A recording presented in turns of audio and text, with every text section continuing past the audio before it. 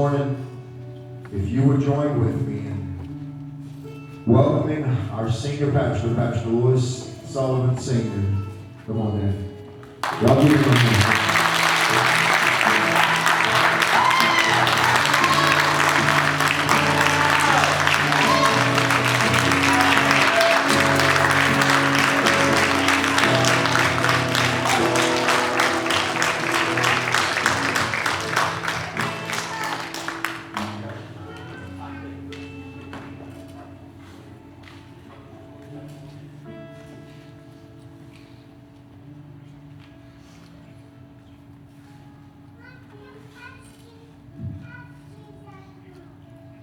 Well, it's good to have everybody here.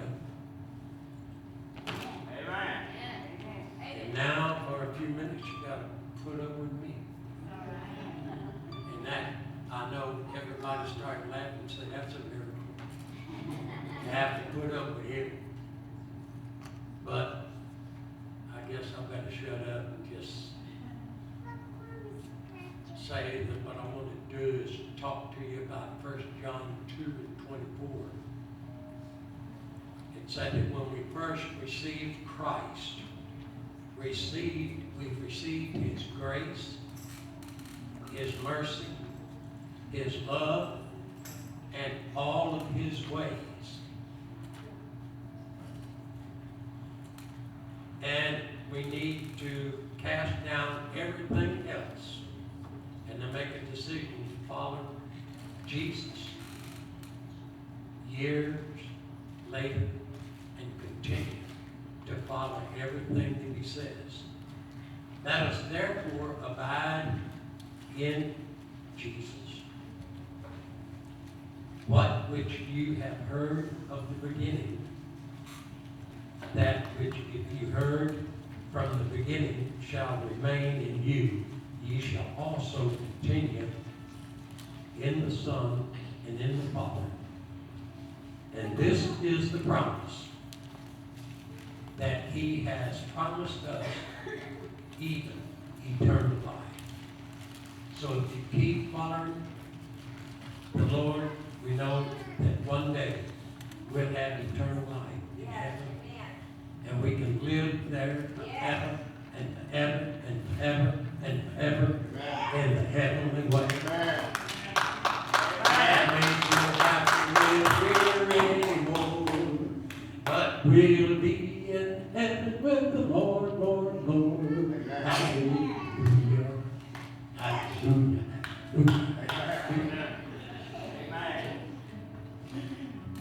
And the anointing which you have received from Jesus, let it abide in you.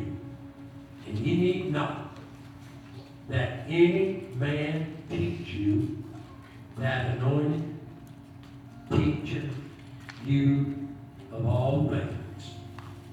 And we know that it's got to be of the truth, and that there is no lie. As the Holy Ghost has taught you, ye shall abide with Him forever, forever, and forever. And we now need to let the little children abide in Him, that when He appears, we may have confidence and be not ashamed before Him at His coming. If you know Christ is righteous, you know that everyone that does righteousness is born of Christ. Amen. Look at the love of the Father. He bestowed great love on us. And we are called sons of God. Amen. And reason that the world don't understand us, they don't know the Father. They don't know Christ as we do. And we are now sons of God. And we are like what Christ felt on earth. But we know that when He shall appear, we shall be like Him, and we shall see Him as He is. And serve. Amen. Psalm 73:28 says, "It is good for me to draw near to God.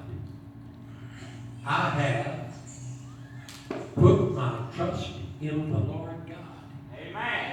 And the only thing that we can do is to put our trust in the Lord, our God, that we may declare all His works. In other words, everything that God tells us to do, we got to do it. Amen. And if we don't do it, we wind up in a different place. That's right. And I don't want to wind up in a different place. I want to declare all the works of God, that He can do anything for us, and He can help us in the time of troubles. He can help us in the time of need. Amen. He can help us when we've got problems and Amen. don't know how to handle it. When we call on Him, He will always declare all our works. And in Hebrews 13:5 it says that we abide in Christ. He has said, "I will never leave thee nor forsake you." Amen. I won't ever leave you. He said, "I'll never leave you." Every time you have a need, talk to God. He's going to come to you. He's going to take care of you. When you're going through troubles, going through problems, going through situations that you don't know how to handle, well, you better put it in the name of Jesus. Amen. If you don't, I think you would have problems. If we abide in Christ, He said, "I will never leave thee nor forsake thee." And we know that He is with us. And so boldly that we need to say, "The Lord is my helper, and I will not fear what men shall do to me." Amen. And when you abide in Christ, put your confidence in Him. And if you don't put your confidence in Him, you will have trouble all the time. And Peter makes a everlasting statement here that has lasted from his day until now. And it's a revelation of Christ is. And in Matthew 16:16 it says, "Thou art the Christ, the Son of the living God." Peter, and he said, "My Father is in heaven, give thee this," rather to you. This was divine knowledge, because thou art Christ, and my church will be built on Christ. Amen. This church is built on Christ. Amen. It's not built on me, and it's not built on you, and it's not built on somebody else. It's built on Christ. And we start saying, "Hallelujah, He is my Lord, He is my Savior, and one day I'll go to heaven with Him if I believe." And if you don't believe, I'm going to go to heaven. And that might be where you go if you don't continue. And we need to build the church and to build it on Christ. And nothing can stop it, because Satan, our gates of hell, can't stop it. Christ said, Son of God, that Son of God, He is invisible. Look at the authority of Christ. He said, I am the keeper to the king. The keys, rather, to the king. That you blind on earth, it will be bound in heaven. What you lose on earth shall be lost. We need heaven, and we need to be in heaven. And that's the place I want to go. Whenever I leave this world, I want to go to heaven. I want to be there.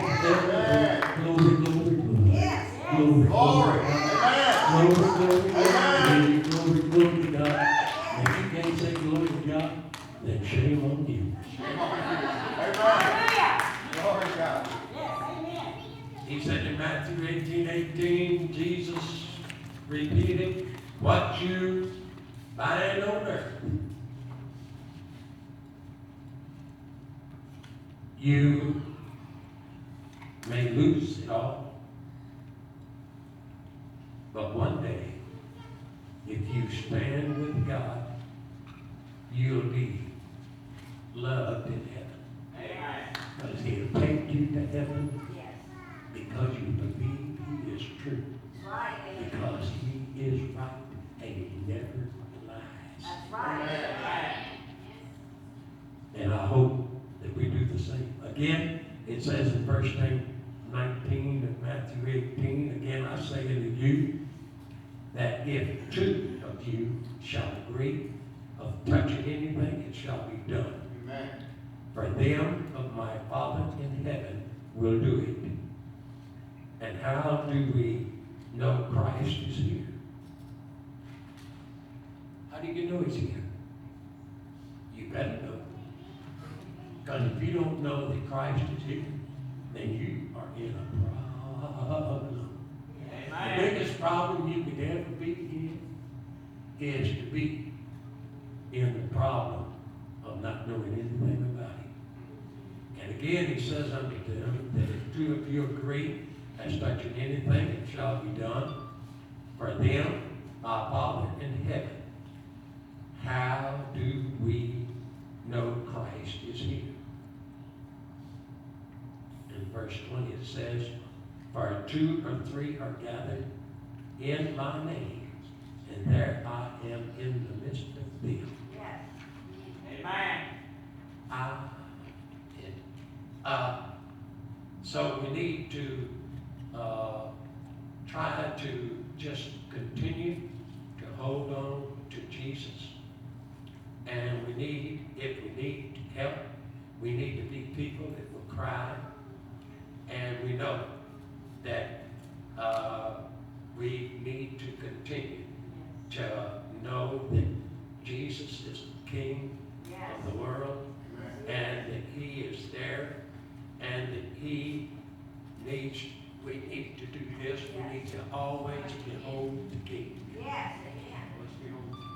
always. Always. Never just sometimes, you better always do it. If you don't do it, you might wind up in the wrong place. Amen. Well, you can say, if you want to.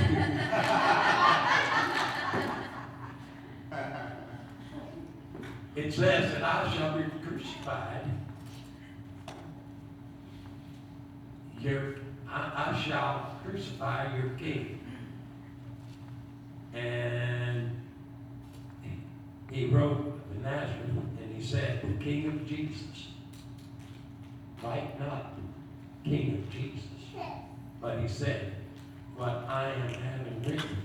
Jesus shows us how to hold our peace and let the Lord fight our battles. And we need to remember that David said in Psalm 62:11, God said, God has spoken, brother, once, twice have I heard. This power belongeth to God. The power belongs to God, not to man. Man has to go to God to get the power to be able to get the things he wants. And it says here that God will grant you according to his riches in glory, and to strengthen you with might by his Spirit, and he will become the inner man in you. When you believe and have faith, he will become the inner man in you. Amen. I'll tell you this, no matter what you face, he says in Isaiah 41:10, fear not, for I am with thee. Be not dismayed, for I am thy God, and I will strengthen you. I will keep you. I will uphold you. And with my right hand of righteousness. Woo. Hallelujah. Woo! said when Jesus was brought before Pilate, wearing crowns of thorns, the purple robe, mocking Christ, it said, "Hail, King of Jesus," smote him. And it says, the time passed over. And then it says here, it was certain to release someone. And Pilate spoke, "I am not in fault, and this man at all, but the custom so shall I release to the King of Jesus." And he said that we need to do that because that's the things God wants us to do.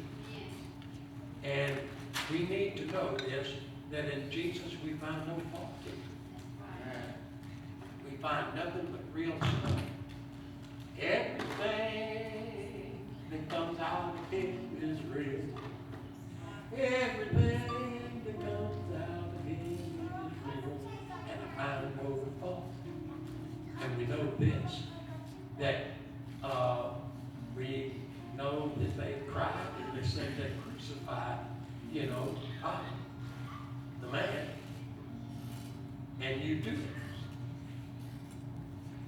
it. And to find no fault in him.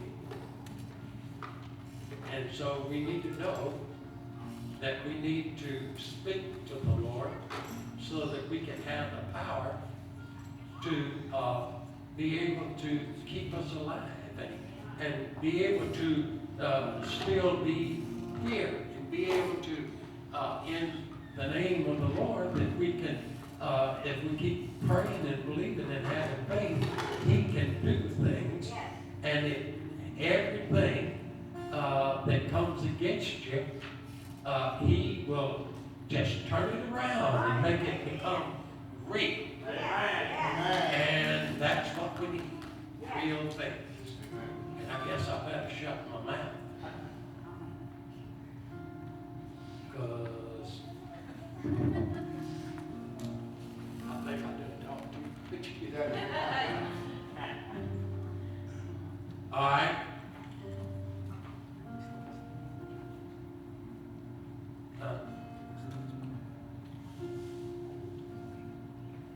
It says that Jesus arose, rebuked the wind, and said to the sea, "Peace, be still." And the wind ceased, and a great calm came down. And that, I think, we need to try to keep ourselves, even though that we get old, but we need to keep ourselves in holding our hand to the Lord Jesus Christ. Amen. And we hope that, well, sometimes they put old men away. But we need to call on Christ to be our example, that we can have an everlasting life. Amen. And it profit a man if he gained the whole world and lose his soul. What can you say in exchange for your soul? Christ, give us all that you might have. Give me my life, and it will make me more abundantly. And I think maybe that is something I got to say. Amen.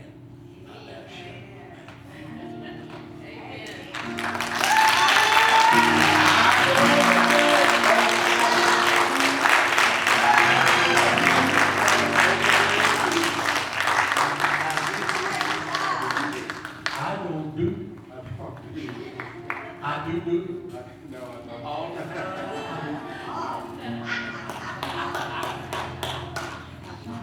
God give him a hand, amen?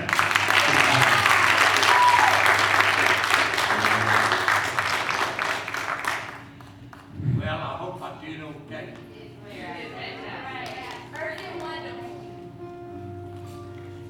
Somebody said one. Wonderful. Somebody said amazing. Amazing. Somebody said grace. Hallelujah. Look. Solid.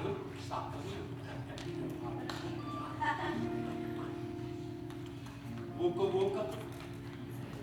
No, I hope I'm socked white. No, I hope I'm still loose. You are still loose. Y'all give him that.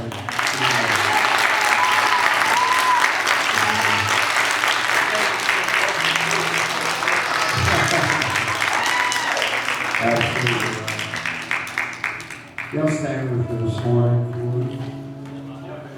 Every head bowed, every eye closed, please, this morning.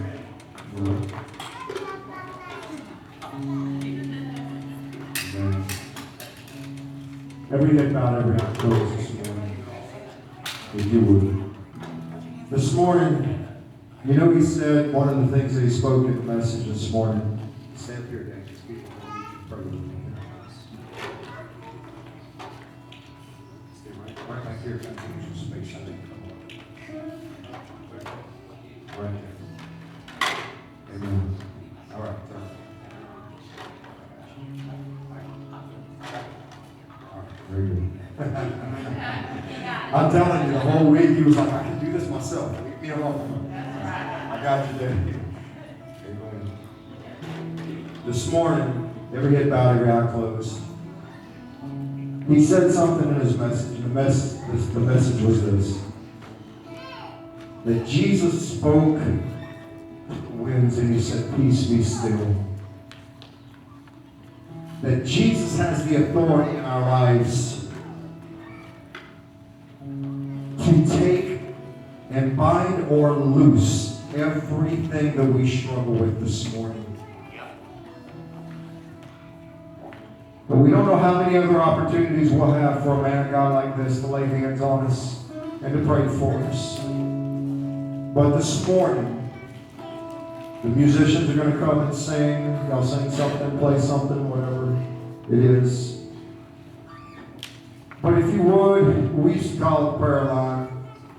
And people would line up and they would come before the minister of God, and the minister would lay hands on them and pray for them. And so this morning is one last honor before God. If you would like to have Brother Sullivan pray for you, I'd like you to come line up right here down the line.